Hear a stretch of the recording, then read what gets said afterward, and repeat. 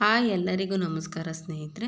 ನಾವು ಹೊಸದಾಗಿ ಹಾಕಿರೋ ಸೇವಂತಿಗೆ ಸಸಿಗಳಾಗಿರ್ಬೋದು ಅಥವಾ ಹೊಸದಾಗಿ ಯಾವ್ದಾರ ಸಸಿಗಳನ್ನ ನಾವು ಹಾಕ್ತಾ ಇದ್ದರೆ ಮತ್ತು ಗಿಡಗಳಲ್ಲಿ ಹೂಗಳು ಬಿಡ್ತಾ ಇಲ್ಲ ಅಂತ ಅಂದರೆ ನಾನೊಂದು ಹೋಮ್ ಮೇಡ್ ಫರ್ಟಿಲೈಸರ್ನ ತಿಳಿಸ್ಕೊಡ್ತೀನಿ ಸ್ನೇಹಿತರೆ.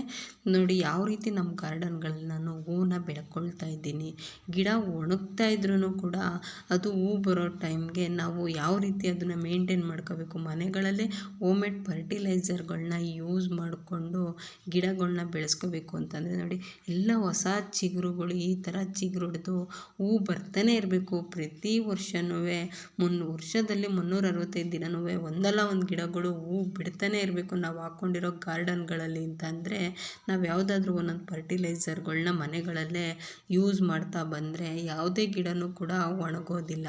ಅವು ಯಾವ ಥರ ಫರ್ಟಿಲೈಸರ್ಗಳನ್ನ ನಾವು ಮನೆಗಳಲ್ಲೇ ರೆಡಿ ಮಾಡ್ಕೋಬೇಕು ಅನ್ನೋದ್ರ ಬಗ್ಗೆ ಈ ವಿಡಿಯೋನ ತಿಳಿಸ್ಕೊಡ್ತಾ ಇದ್ದೀನಿ ಸ್ನೇಹಿತರೆ. ಅದಕ್ಕಿಂತ ಮುಂಚೆ ಯಾರೆಲ್ಲ ವಿಡಿಯೋ ನೋಡ್ತಾ ಇದ್ದೀರಾ ದಯವಿಟ್ಟು ಸಬ್ಸ್ಕ್ರೈಬ್ ಮಾಡ್ಕೊಳ್ಳಿ. ವಿಡಿಯೋ ಇಷ್ಟ ಆದರೆ ಶೇರ್ ಮಾಡಿ ಸ್ನೇಹಿತರೆ. ಬನ್ನಿ ಇವತ್ತಿನ ಲಾಗ್ ಸ್ಟಾರ್ಟ್ ಮಾಡೋಣ. ನೋಡಿ, ನಾನು ಮನೆ ಹತ್ರ ಹಾಕ್ಕೊಂಡಿರೋ ಹೂವಿನ ಗಿಡಗಳು ಇವನ್ನ ನಾನು ಯಾವ ರೀತಿ ಮೇಂಟೈನ್ ಮಾಡ್ಕೊಂಡು ಬಂದಿದ್ದೀನಿ, ಯಾವ ಫರ್ಟಿಲೈಸರ್ಗಳನ್ನ ಹಾಕ್ತಾಯಿದ್ದೀನಿ ನಾನು ಗಿಡಗಳಿಗೆ ಅನ್ನೋದ್ರ ಬಗ್ಗೆ ಇವತ್ತಿನ ಮಾಹಿತಿನ ನಾನು ತಿಳಿಸ್ಕೊಡ್ತೀನಿ ಸ್ನೇಹಿತರೆ. ಗಿಡಗಳು ಚೆನ್ನಾಗಿ ಬೆಳೆದು ಹೂ ಬಿಡ್ತಾನೇ ಇರಬೇಕು, ಈ ರೀತಿಯಾಗಿ ಯಾವಾಗಲೂ ಹಸಿರಾಗೇ ಇರಬೇಕು ಗಾರ್ಡನ್ನು ಅನ್ನೋರು ಈ ವಿಡಿಯೋನ ನೋಡಿ ಸ್ನೇಹಿತರೆ. ಕನಕಾಂಬರ ನನ್ನ ಮನೆ ಹತ್ರ ಯಾವುದೇ ಒಂದು ಗಿಡ ಹಾಕಿದ್ರೂ ಕೂಡ ಹೂ ತುಂಬಾ ಚೆನ್ನಾಗಿ ಬರ್ತಾಯಿದೆ. ನಾನು ಕೊಡೋ ಫರ್ಟಿಲೈಸರಿಂದ ಈ ಗಿಡಗಳೆಲ್ಲ ತುಂಬ ಚೆನ್ನಾಗಿ ಬೆಳೆದು ಹೂವನ್ನು ಕೊಡ್ತಾ ಇದ್ದಾವೆ. ಇವಾಗ ಆ ಚಿಕ್ಕ ಸಸಿಗಳಲ್ಲಿ ಕಟಿಂಗ್ಗಳಲ್ಲೂ ಕೂಡ ಹೂವು ಮೊಗ್ಗಾಗಿದೆ. ನೋಡಿ ಯಾವ ರೀತಿ ಆಗಿದೆ ಅಂತ. ನಾವು ಇದಕ್ಕೆ ಮನೇಲೇ ಒಂದು ವಸ್ತುನ ಹಾಕೋದ್ರಿಂದ ಈ ಫರ್ಟಿಲೈಸರ್ನ ಯೂಸ್ ಮಾಡೋದ್ರಿಂದ ಗಿಡಗಳು ತುಂಬಾ ಚೆನ್ನಾಗಿ ಬರ್ತವೆ. ನಾನಿವಾಗ ಒಂದು ಖಾಲಿ ಬಾಟಲ್ಗೆ 1 ಲೀಟ್ರ್ ಆಗೋಷ್ಟು ನೀರನ್ನು ತೊಗೊಂಡಿದ್ದೀನಿ ಸ್ನೇಹಿತರೆ. ಆ ನೀರನ್ನ ನಾನಿವಾಗ ಒಂದು ಲೀಟ್ರು ಅಷ್ಟು ತೊಗೊಂಡಿರೋದು. ಅದಕ್ಕೆ 2 ಸ್ಪೂನ್ ಟೀ ಪೌಡ್ರನ್ನ ಹಾಕ್ಕೊಳ್ತಾ ಇದ್ದೀನಿ. 2 ಟೀ ಪೌಡ್ರ್ ಹಾಕ್ಕೊಂಡಿದ್ದೀನಿ ನೋಡಿ. ಇವಾಗ ಇದನ್ನು ನಾನು ಒಂದು 10 ಮಿನಿಟ್ಸ್ ಬಾಟ್ಲು ಮುಚ್ಚಿಬಿಟ್ಟು ಇಟ್ಬಿಡ್ತೀನಿ. ಟೈಟಾಗಿ ಮುಚ್ಚಿಬಿಟ್ಟು ಹಾಗೆ ಒಂದು ಸ್ವಲ್ಪ ಬಿಸಿಲು ಹೊಡಿತಾ ಇದ್ದರೂ ಸಾಕು, ಅಲ್ಲಿಗೆ ಇಟ್ಬಿಡಿ. ಇದನ್ನು ಈ ಥರ ಪೌಡ್ರನ್ನ ಹಾಕ್ಬಿಟ್ಟು 10 ಮಿನಿಟ್ಸ್ ಬಿಟ್ಟು ನೋಡಿ, ಆವಾಗ ಅದ್ರ ಕಲರ್ಸ್ನ ಅದು ಬಿಟ್ಕೊಂಡಿರುತ್ತೆ. ನಾವು ಟೀ ಮಾಡಬೇಕಾದ್ರೆ ಯಾವ ರೀತಿ ಕಲರ್ಸ್ ಬಿಟ್ಟಿರುತ್ತೋ ಸೇಮ್ ಅದೇ ರೀತಿಯಾಗಿ ಕಲರ್ಸ್ನ ಬಿಟ್ಟಿರುತ್ತೆ. ಯೂಸ್ ಮಾಡದೇ ಇರುವಂತಹ ಪೌಡ್ರ್ ಇದ್ದರೆ ಯೂಸ್ ಮಾಡಿ. ಇಲ್ಲ ನಮಗೆ ಗಿಡಗಳು ಚೆನ್ನಾಗಿರಬೇಕು ಅಂತ ಅಂದರೆ ನಾವು ಡೈಲಿ ಯೂಸ್ ಮಾಡೋ ಟೀ ಪೌಡ್ರನ್ನಾದರೂ ಕೂಡ ಹಾಕ್ಕೋಬೋದು ಸ್ನೇಹಿತರೆ. ನೋಡಿ ಯಾವ ರೀತಿ ನಾನು ಮಾಡ್ಕೊಂಡಿದ್ದೀನಿ ಅಂತ. ಈಗ 10 ಮಿನಿಟ್ಸ್ ಆದಮೇಲೆ ಈ ರೀತಿ ಕಲರ್ಸ್ ಬಂದಿದೆ.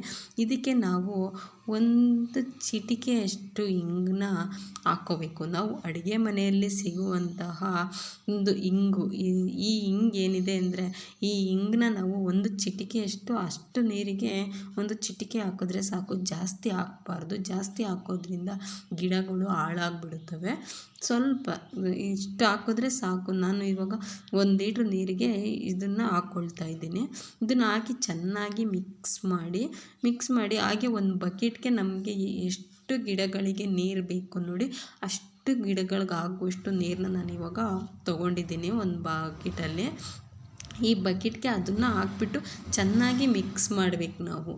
ಇದನ್ನು ನಾವು ಚೆನ್ನಾಗಿ ಮಿಕ್ಸ್ ಮಾಡಿ ಗಿಡಗಳಿಗೆ ಹಾಕೋಬೇಕು. ಎಷ್ಟು ಹಾಕೋಬೇಕು ಅಂತಂದರೆ ಇವಾಗ ಮಳೆ ಹುಯ್ದಿರೋದ್ರಿಂದ ಸ್ವಲ್ಪ ಹಾಕಿದ್ರೂ ಪರವಾಗಿಲ್ಲ. ಮಳೆ ಹುಯ್ದೆ ಹೋದಾಗ ಸ್ವಲ್ಪ ಜಾಸ್ತಿನೇ ಹಾಕ್ಬೇಕು. ಇದನ್ನು ಅದು ನಾವು ಇವಾಗ ಒಂದು 15 ಡೇಸ್ಗೋ 1 ಮಂತ್ಗೋ ನಾವು ಈ ರೀತಿ ಹಾಕ್ಕೊಳ್ತಾ ಇರ್ತೀವಿ.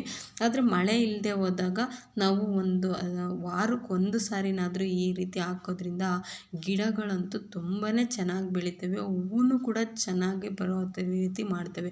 ಈ ಸಣ್ಣ ಸಸಿಗಳಿದೆ ನೋಡಿ, ಅವು ಕೂಡ ಪಕ್ಕದಲ್ಲೆಲ್ಲ ತುಂಬಾ ಸಸಿಗಳು ಬರೋಕ್ಕೆ ಅವಕಾಶನ ಮಾಡಿಕೊಡುತ್ತೆ ಈ ಒಂದು ಫರ್ಟಿಲೈಸರು. ಇದನ್ನು ನಾವು ಎಲ್ಲ ಗಿಡಗಳಿಗೂ ಹಾಕ್ಬೋದು. ರೋಸ್ ಗಿಡ, ದಾಸವಾಳ ಗಿಡ ಮತ್ತು ಸೇವಂತಿಗೆ ಸಸಿಗಳು, ನಾವು ಮನೆ ಹತ್ತಿರ ಹಾಕಿರೋ ಗಿಡಗಳು ಯಾವುದೇ ಒಂದು ಹೂ ಬಿಡೋ ಗಿಡಗಳಿಗೆ ನಾವು ಇದನ್ನು ಹಾಕೋದ್ರಿಂದ, ಕನಕಾಂಬರ ಗಿಡಗಳು ಅವು ಚೆನ್ನಾಗಿ ಮೊಗ್ಗಾಗಿ ಹೂವನ್ನು ಕೊಡ್ತವೆ ನಮಗೆ. ಈ ರೀತಿ ನಾವು ಗಿಡಗಳಿಗೆ ಹಾಕೋದ್ರಿಂದ ಗಿಡ ತುಂಬಾ ಚೆನ್ನಾಗಿ ಬೆಳಿತವೆ. ಹೌದು. ನಾವು ಈ ಸಣ್ಣ ಸಸಿಗಳನ್ನ ನಾವು ಚಿಕ್ಕದ್ರಿಂದನೇ ಇದನ್ನೆಲ್ಲ ಹಾಕಿ ಮೇಂಟೈನ್ ಮಾಡ್ಕೊಂಡು ಬಂತು ಅಂತ ಅಂದರೆ ಗಿಡಗಳು ಬೇಗನೆ ಹೂವು ಬಿಡೋದಕ್ಕೆ ಸ್ಟಾರ್ಟ್ ಆಗುತ್ತೆ. ನೋಡಿ, ನಾನು ಫಸ್ಟ್ ಟೈಮ್ ಹಾಕಿದಾಗ ತೋರಿಸಿದ್ದೆ ನಿಮಗೆ ವೀಡಿಯೋದಲ್ಲಿ.